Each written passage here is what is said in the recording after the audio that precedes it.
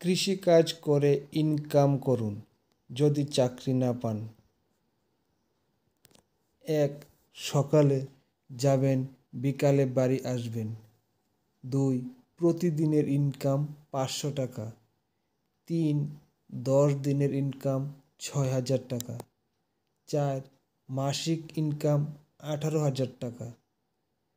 যারা বাসায় বেকার বসে আছেন তারা এই কাজটি করতে পারেন।